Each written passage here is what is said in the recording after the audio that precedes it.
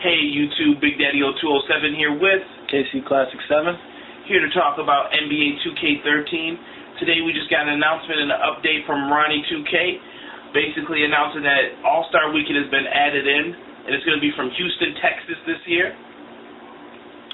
EA Sports previously held the exclusive rights to it, so that's why it wasn't in before. It was just in the blacktop mode, so obviously they could have put it in, but you can't add in the All-Star Weekend without the exclusive rights. So that was upheld finally. Yeah, I know that the All-Star Weekend is going to include the dunk contest, the three-point contest, and the Rising Stars Challenge, which is pretty much the rookie-sophomore game. Yeah, most definitely. And I'm glad that they had it in. And with Live on the rise again, and I don't know how much improvements, but looking at Madden, NHL, this Live looks like they could be doing something big this year. I hope that they stick with the engine and improve character models and look to see what 2K's doing. And I think 2K knew last year they didn't bring it well enough, and that they have to step up to the plate and show what they got. So I'm glad that they added this in. Live used to have this in, probably one of the best parts when I started to hate the game. I was like, but at least this part's fun. But now that 2K has it, who knows who's going to have the upper hand. But for 2K to succeed, I think that they need more. They came off a pretty crummy last year. I think they let me down as far as online and certain gameplay aspects went. How about you? What do you think, Casey? I won't say they specifically let me down, but I was expecting a little bit more from 2K12. I felt they focused a little bit too much in on the Jordan mode this year. I felt like that was their main selling point, and they kind of forgot what made them successful. Yeah, I think too many legends clouded their mind. It's fun, yes. Granted, I love it. It's great. But I'm more focused on the current game, what's happening now. It's nice to have those, but maybe if that was the DLC, that would have been better. If you want to pay for that, that's your choice, but that's up to you. That's just a personal opinion thing. I know you have some ideas for online options. One thing that I felt 2K could improve on is online. I felt like online was either you're playing with your crew, or you're playing in a team up, or you're playing an online ranked game. I mean, they also had the online association option, but it was okay. We played in one that seemed broken. It depends on who you have playing with you, I think, for the association. Yeah, but one thing that they could add back into 2K for online, they can add in lobbies. I feel lobbies would really help the game out. This is more for when the game gets old. It'll be easier to find games. Because I know for 2K11, those servers are still up, and it's easy to find games then to this day.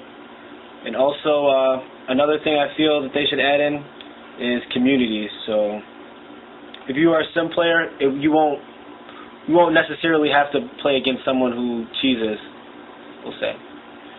You know about those cheesers, man. Oh, my. Yeah, I think there's 5 main things that 2K needs to focus on, and you're going to actually hear probably the exact same things that the Sim Standards Geddon said. It's the exact same thing. I think the number one thing, gameplay, needs to be improved still. That's something that's going to constantly, it's like the lazy Susan. It keeps going round and round. You got to always improve your gameplay for sports titles, especially yearly titles. Gameplay can be annoying, and there are some things about it that can be bothersome. I just think that they need to watch everything, make sure you're adding more authentic things in, and keep the little things in that you're doing and add more to it, and it's fine. Under gameplay, the first thing, and probably the most important thing to me and to a lot of people in the community, is passing. I feel that passing, you can only throw one type of pass in 2K, and just the overall, between that and the not smart passes that they make in 2K, it makes it very frustrating to play the game. Yeah. Passing is just horrible completely. Passing is the next thing that I just think has to be improved on. I don't know. To me, it got worse. I don't know if you feel the same way. I don't get it. Passing has definitely got worse. Half the game, I know that there's going to be lots of steals or something. You know what I mean? I just know what's going to happen. It's happened to me. It's going to happen to the other player. And it's not because of skill. It's just it's sloppy and it just comes off looking horribly. Period. I think it needs to be addressed and fixed. I've seen it on the 2K forums. That's what we want. One way they can address this is by adding different type of passes into the game. This was in College Hoops 2K8, so it would be pretty cool to see the different type of passes added back into the 2K series for NBA2K13. Yeah. Also, accurate ratings for players. My main issue is bench players. There's a lot of guys on the bench. I'm a Boston man myself. I played with the Celtics. I know guys like Bradley and some of the other bench players, Daniels. A lot of people don't understand how to play with them. And I mean, I play with that team often, and that's my main go-to team if someone's going to pick the Heat, which there's a lot of Heat fans all of a sudden. But there's a lot of Heat teams. People pick the Knicks, stuff like that. That's fine and dandy, but when I'm coming with my A game, I'm bringing Boston, and I know how to play with the bench players. I just want their ratings to be accurate. If someone's a one-trick pony, all they do is shoot threes, Kyle Kober. If that's all they do, then that's all they do. I mean, give them a high rating in that. Let's not front on them.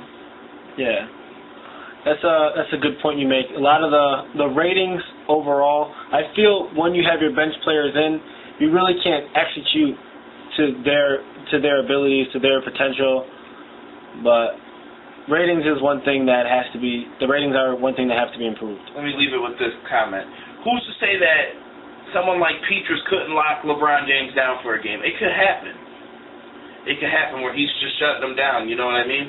Locking them, getting tips on them, playing good D, making a miss. It happens. So that's all I'm asking. Just pay attention to the other guys who you don't see as much. Next thing's going to be competitive play. This has to deal with a lot of times where the AI basically feel like nothing's going your way, nothing's going right, and you see a lot of stupid stuff happening, and it's just like, why is this happening right now? It just doesn't make sense. I think that sometimes the AI has to play smarter on your team when you're not controlling them. Yeah, I agree. And another thing with competitive play, you have to balance out the best team in the game from the worst team in the game. Obviously, the best team in the game will be a lot better than the worst team.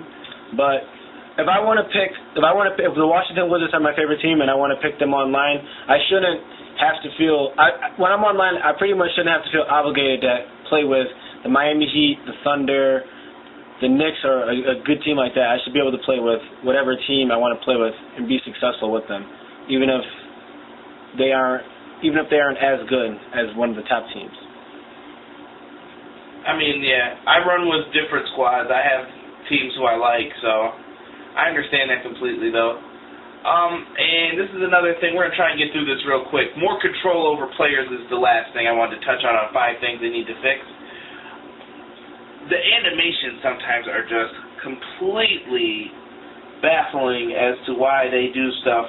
When you want to do a layup, it shoots a mini jump shot for you and you miss. And you're wide open by yourself coming down the court. I know it's happened to me a few times. I know you have a problem with animations going up against people like LeBron James. You'll find LeBron James, players like LeBron James, Dwayne Wade, pretty much all the top players in the game. You'll find them like you could be playing against someone who doesn't know anything about basketball, but if they play with LeBron James, they'll just dunk on you, and it doesn't matter who you're playing against, but LeBron James will dunk on you because he does that in real life. They have to make it more to where the animations are fine, but they have to take a lot of them out. Like putback slams, that's one animation that's definitely flawed.